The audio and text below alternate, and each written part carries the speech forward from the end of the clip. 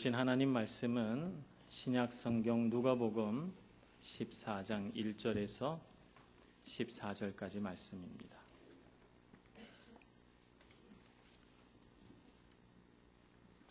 신약 성경 119쪽 누가복음 14장 1절에서 14절 말씀 봉독하겠습니다. 안식일에 예수께서 한 바리새인 지도자의 집에 떡 잡수시러 들어가시니 그들이 엿보고 있더라. 주의 앞에 수종병 든 한 사람이 있는지라. 예수께서 대답하여 율법 교사들과 바리새인들에게 이르시되 안식일에 병 고쳐주는 것이 합당하냐 아니하냐. 그들이 잠잠하거늘 예수께서 그 사람을 데려다가 고쳐 보내시며 또 그들에게 이르시되 너희 중에 누가 그 아들이나 소가 우물에 빠졌으면 안식일에라도 곧 끌어내지 않겠느냐 하시니 그들이 이에 대하여 대답하지 못하니라.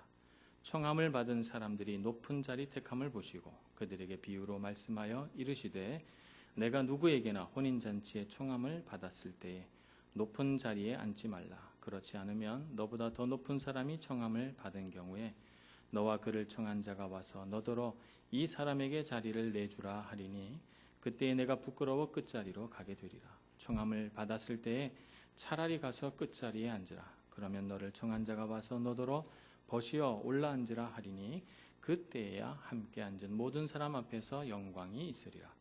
무릇 자기를 높이는 자는 낮아지고 자기를 낮추는 자는 높아지리라.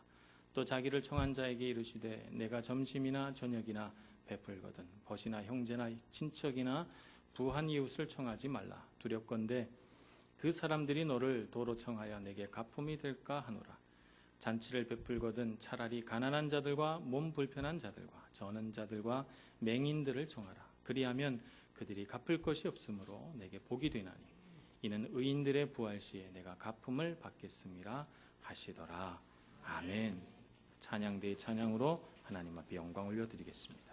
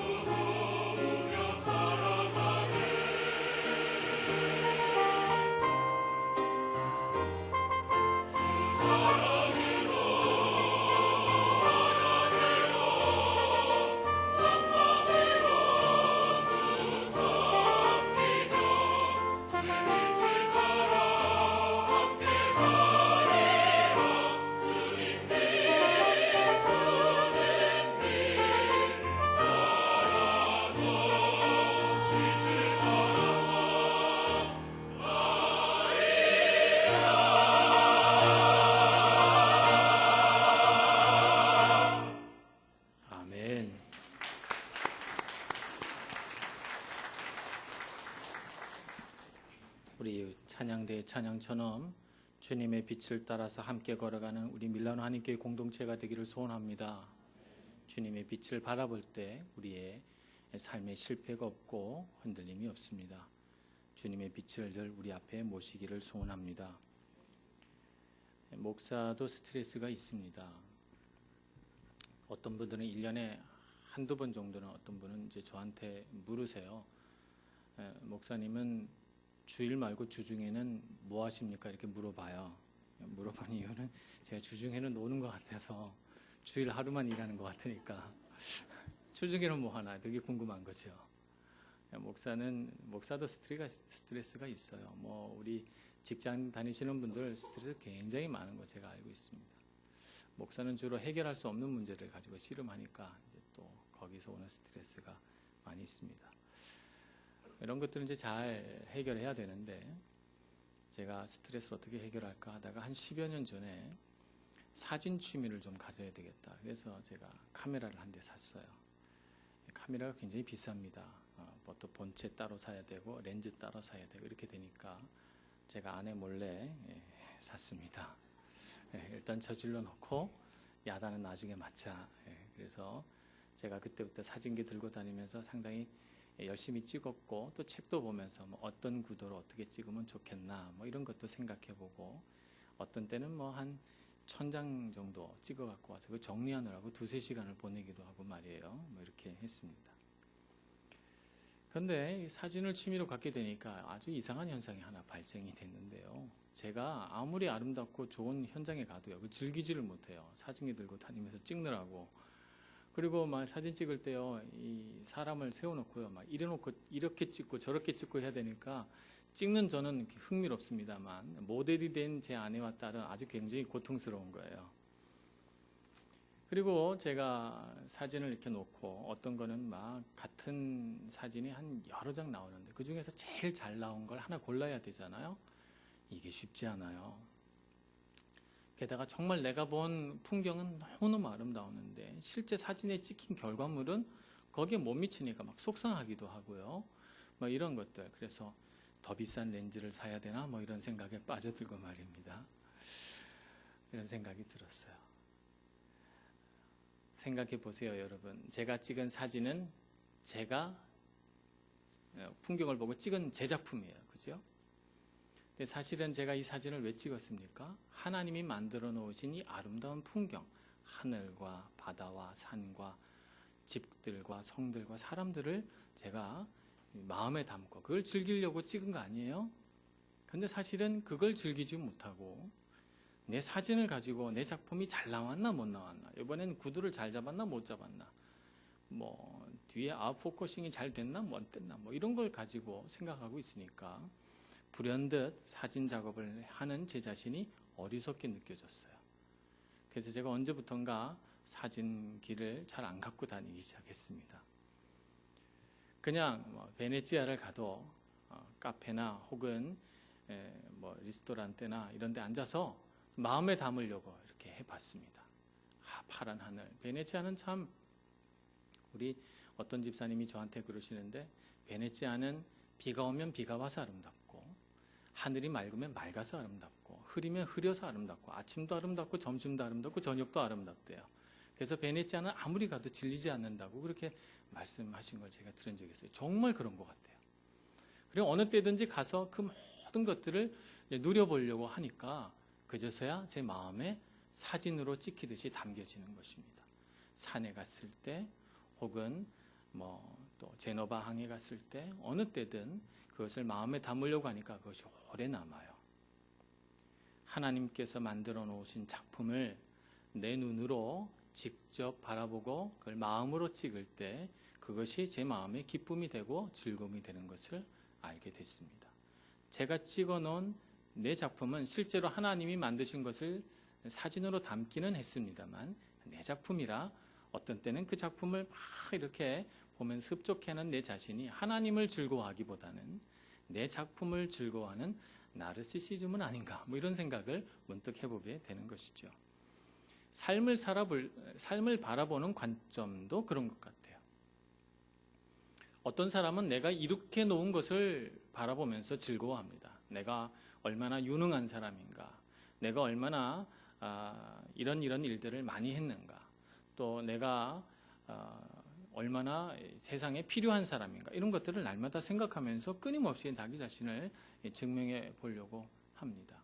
그런 관점이 하나 있고, 또 다른 관점에서 인생을 본다면 하나님께서 내 삶 가운데 어떤 일을 하셨나, 하나님이 내 삶에 베풀어 주신 것들은 어떤 것들이 있나, 하나님께서 내 삶 가운데 역사하여서 만들어 놓으신 것들은 무엇인가, 이런 것들을 생각해 보면 전혀 다른 차원에서 우리 삶을 바라보게 돼요. 사랑받기 위해 내가 얼마나 유능한 사람인가, 내가 얼마나 필요한 사람인가, 내가 얼마나 사랑받을 만큼의 어떤 가치, 얼마나 예쁘고, 얼마나 성격 좋고, 얼마나 일 잘하고, 얼마나 애교 많고, 얼마나 듬직하고, 뭐 이런 것들을 자꾸 생각해 보는 것이 헛되다 하는 생각을 하게 됩니다. 그것이 무엇이란 말인가?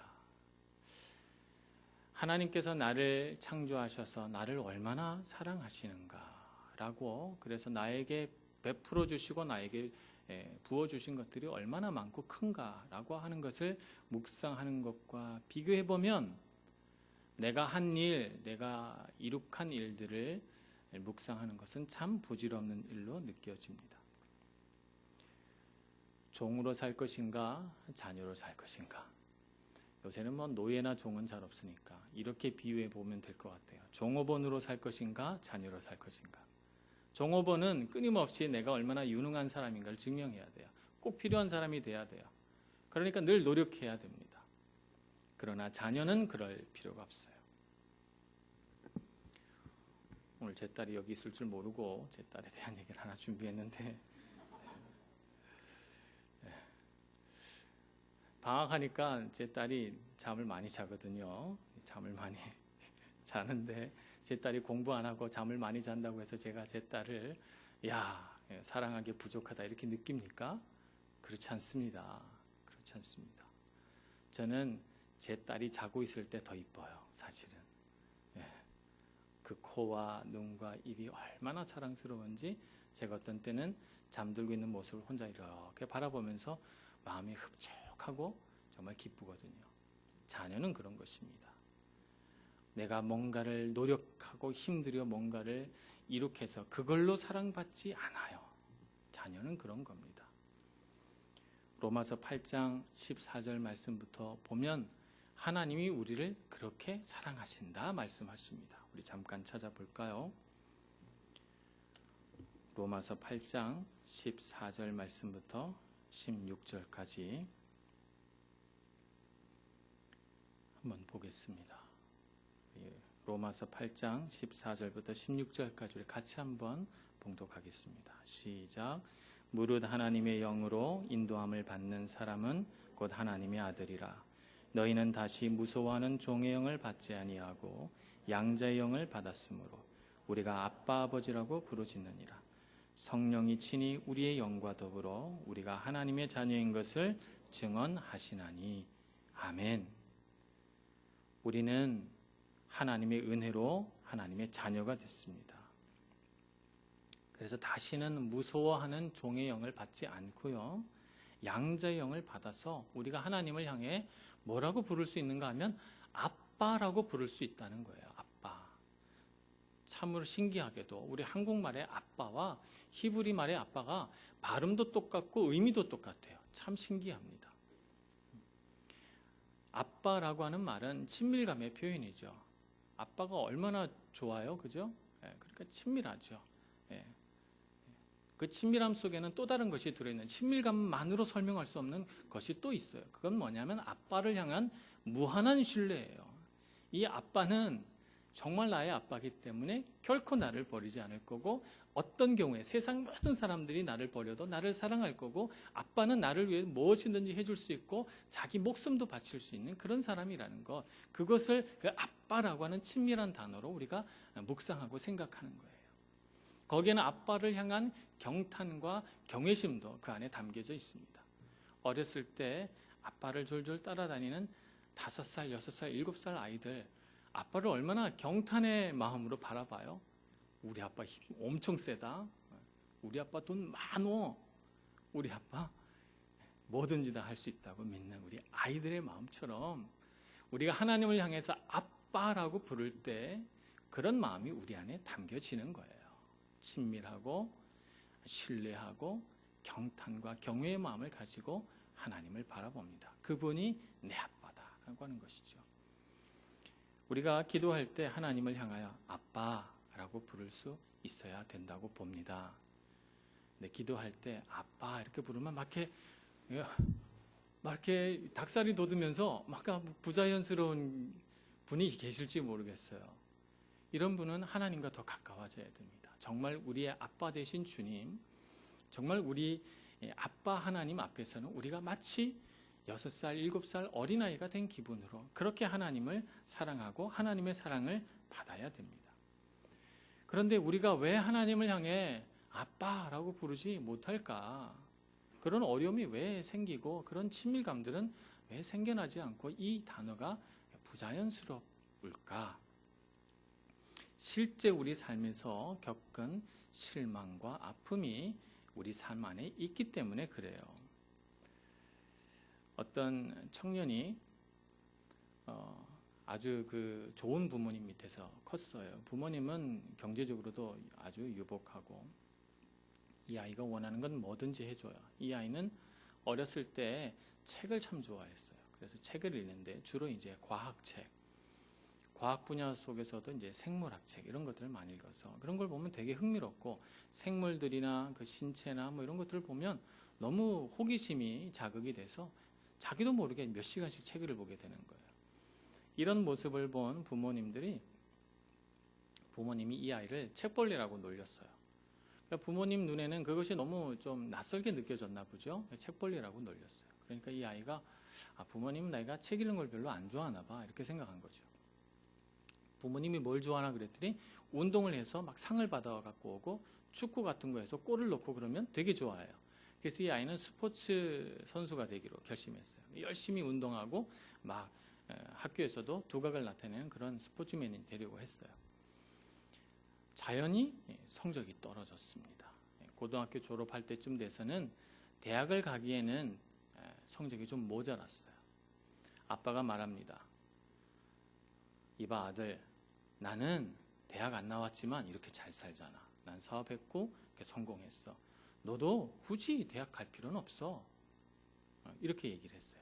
아들은 생각하기를 그래 아빠도 그렇게 살았는데 내가 대학 갈 필요가 있을까? 이렇게 생각을 하고는 그냥 2년제 대학으로 만족하고 말았어요. 세월이 많이 흘렀습니다. 세월이 흘러가고 나서 어느 날 알게 됐어요.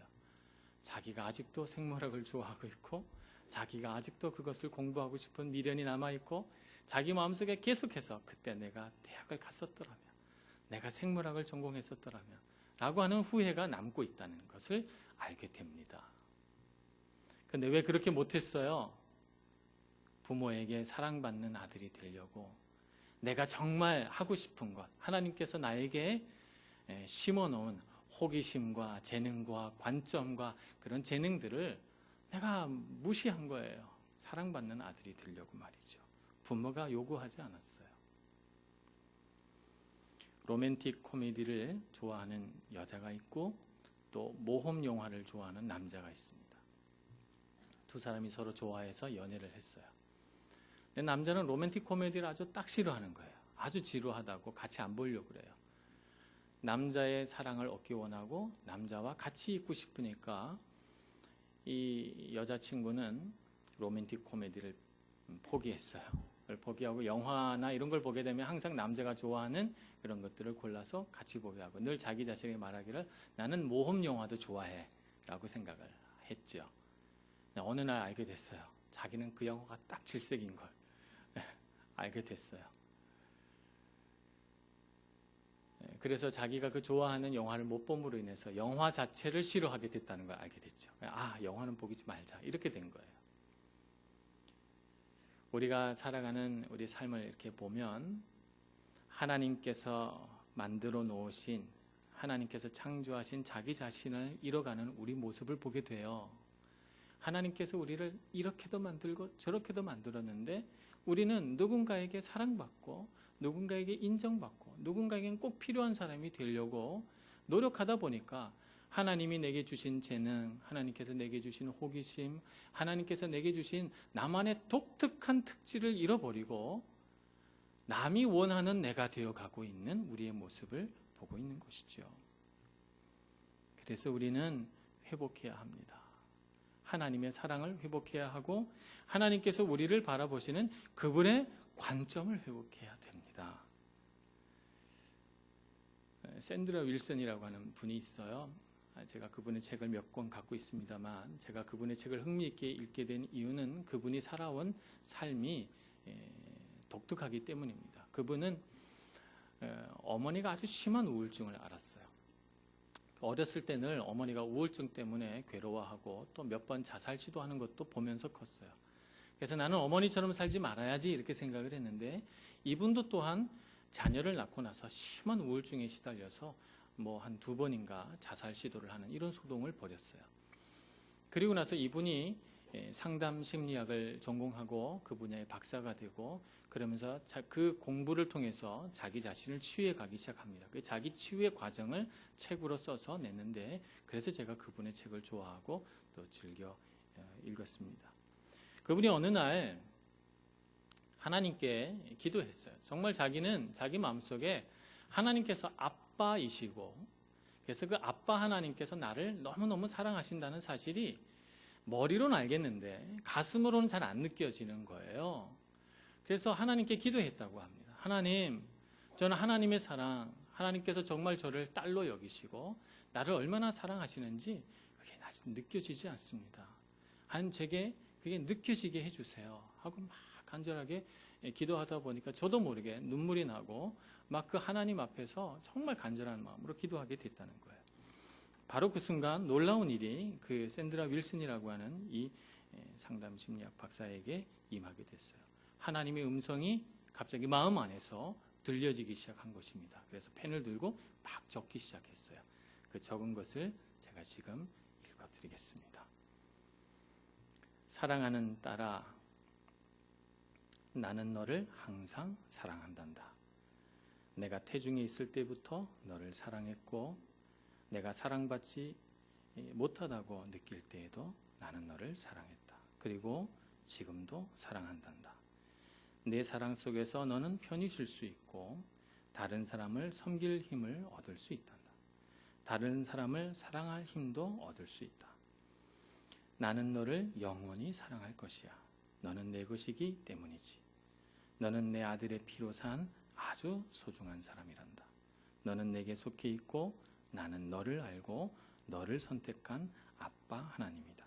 그러니 내 사랑이 주는 화평과 기쁨 가운데서 살도록 하여라. 이렇게 말씀하셨습니다. 우리에게도 이런 하나님의 음성이 들리는 줄로 믿습니다. 주님께서 이 샌드라 윌슨에게 말씀하신 이 마음이 곧 누구에게 하신 말씀입니까? 바로 나에게 그리고 여러분에게 주시는 하나님의 마음입니다.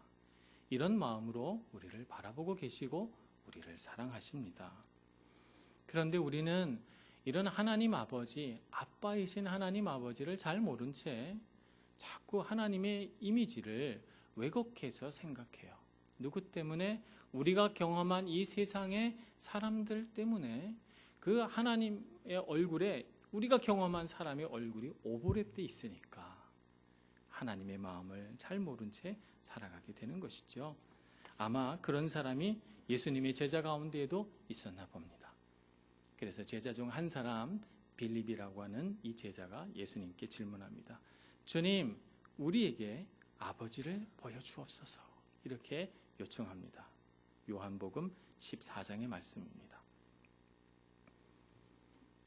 요한복음 14장 8절 9절 말씀 우리 같이 한번 읽어보겠습니다.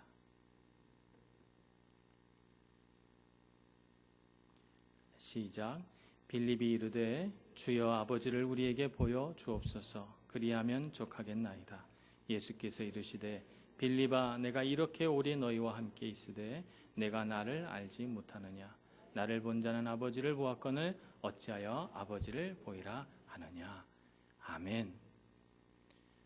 하나님 아버지의 마음과 그분의 성품과 그분의 능력이 그대로 예수님 안에 들어와 있습니다. 하나님 아버지는 어떤 형상이 없기 때문에 우리가 하나님을 아빠라고 부르기가 참으로 어렵습니다. 그런데 그 하나님의 형상이 예수님 안에 다 들어와 있어서 예수님의 성품과 그분이 하신 모든 말과 그분의 사역과 그분의 생애 가운데 그대로 하늘 아버지의 마음이 그분의 생각과 그분의 사랑이 녹아 있는 것이죠. 바로 이 예수님을 우리가 잘 알 때 우리는 하늘 아버지를 아빠 하나님으로 받아들일 수 있게 되는 것입니다. 그러니 우리 마음속에 왜곡된 하나님의 이미지가 있거든. 우리 마음속에 상처 입은 하나님 아버지의 마음이 있거든. 하나님을 향하여 상처 입은 마음이 있거든. 예수님을 바라보시는 여러분들이 되시기를 바랍니다. 그분이 우리를 위하여 어떤 일을 하셨나 하는 것을 생각해 보면 우리 하늘 아버지를 아빠로 받아들이게 됩니다. 오늘 누가복음 14장의 말씀에 보면 여기 바리새인들과 율법학자들이 등장합니다. 이들은 예수님이 안식일에 병자를 고치나 안 고치나 이걸 보려고 하는 사람들이에요. 그래서 오늘 말씀에 보면 엿보고 있다고 말하고 있습니다. 이들이 이렇게 하는 이유는요, 자신들이 사랑받을 수 있는 하나님의 사랑과 인정을 얻을 수 있는 유일한 방법은 율법을 열심히 잘 지켜서 그분의 마음에 드는 일이라고 생각한 것이에요. 그래서 율법을 철저하게 지킨 사람들이에요. 그래서 그걸로 하나님의 사랑을 받았다, 인정을 받았다 이렇게 믿고 있죠. 그런데 예수님은 그들에게 오셔서 이렇게 말합니다. 안식일에 병 고쳐주는 것이 합당하냐 아니하냐. 이렇게 말하고는 그들 앞에 놓여있는 수종병 든 이 한 사람을 고쳐주십니다. 아버지의 마음으로. 안식일이라 할지라도 병중에 고통받고 쓰라리고 괴로워하는 한 사람을 살려주시는 하나님의 일을 하고 계신 것이죠. 설령 그것으로 인하여 율법학자들과 바리새인들의 공격을 받는다 할지라도 예수님은 눈 하나 깜짝하지 않으시고 고통받고 괴로워하는 한 사람을 바라보십니다. 오늘 이 마음이 주님의 마음인 줄로 믿습니다. 오늘 우리를 향해 그렇게 바라보고 계십니다. 그래서 오늘 우리의 마음을 주님께서 그렇게 바라보시고 많이 힘들었구나 내 아들아, 많이 괴롭고 어려웠구나 내 딸아, 우리를 바라보시면서 그렇게 우리를 위로하시는 것입니다. 이렇게 주님의 사랑이 큽니다. 주님의 사랑이 얼마나 큰지 우리가 다 주님의 사랑을 측량할 길이 없는데 사실 가만 생각해 보면 주님께서 나에게 부어주신 사랑, 내가 무언가를 노력해서 얻은 사랑은 아니에요. 그죠? 나는 그냥 가만히 있었을 뿐인데 주님께서 내 이름 불러주시고 나를 자녀 삼아주시고 나를 위해 십자가에 돌아가시고 그래서 그 모든 능력과 은혜를 내 삶 가운데 부어주셔서 내가 오늘 이 자리에 있는 거죠. 너무너무 감사한 일입니다. 그런데 나는 주님 앞에 드릴 것이 있습니까? 주님 앞에 드릴 게 없어요. 첫 번째 이유는 나는 너무 가난하기 때문이죠. 나는 너무 빈곤해요. 나는 영적으로도 빈곤하고 물질적으로도 빈곤하고 나는 너무 가난한 사람이에요. 그래서 주님을 기쁘시게 할 만한 것들을 아무것도 갖고 있지 못해요. 반면에 주님은 너무너무 부자예요. 하나님이 안 가지신 게 없어요. 모든 하늘의 영광과 그 거룩한 능력들을 다 갖고 계셔서 하나님은 영적으로 조금도 부족한 것이 없어요. 하나님은 물질도 부족하지 않아요. 세상의 은과 금과 다이아몬드와 세상의 아름다운 모든 토지와 산물들을 주님이 다 갖고 계세요. 내가 주님 앞에 뭐 드릴 게 없어요. 너무 부자셔서 내 손이 부끄러울 뿐이죠. 그러면 우리는 주님 앞에 아무것도 드릴 것이 없을까요? 주님께 드릴 가장 가치롭고 최고의 것이 있는데 그것이 뭐냐 하면 우리 마음이에요. 마음. 하나님 아버지께서 우리를 사랑하셔서 우리에게 아낌없이 베풀어 준 것처럼 우리도 주님을 향하여 주님과 똑같은 마음으로 주님을 사랑하는 것, 그것이 우리가 주님 앞에 드릴 최고의 선물인 것이죠. 그것으로 감사하고 주님이 주신 사랑을 기뻐하고 주님께서 주신 것을 어린아이처럼 누리고 그것을 통해서 주님 정말 고마워요, 주님 정말 사랑합니다 라고 말할 때 우리 주님의 마음을 가장 기쁘시게 할 수 있는 것입니다. 그래서 갚을 길 없는 사람은 이렇게 하나님을 사랑하게 돼 있습니다. 오늘 주님께서 오늘 누가복음 14장에 이렇게 말씀하시죠. 잔치를 이렇게 만들어서 초대한 사람에게 예수님이 말씀하십니다. 점심이나 저녁이나 베풀거든 벗이나 형제나 친척이나 부한 이웃을 청하지 말라. 두렵건대 그 사람들이 너를 도로 청하여 내게 가품이 될까 하노라. 잔치를 베풀거든 차라리 가난한 자들과 몸 불편한 자들과 저는 자들과 맹인들을 청하라. 그리하면 그들이 갚을 것이 없으므로 내게 복이 되리니. 하나님께서 우리가 갚을 능력이 없다는 걸 충분히 알고 계셨어요. 우리에게는 갚을 능력이 도무지 없어요. 그런데 주님께서 우리에게 감당할 수 없는 은혜와 사랑을 부어주셨잖아요.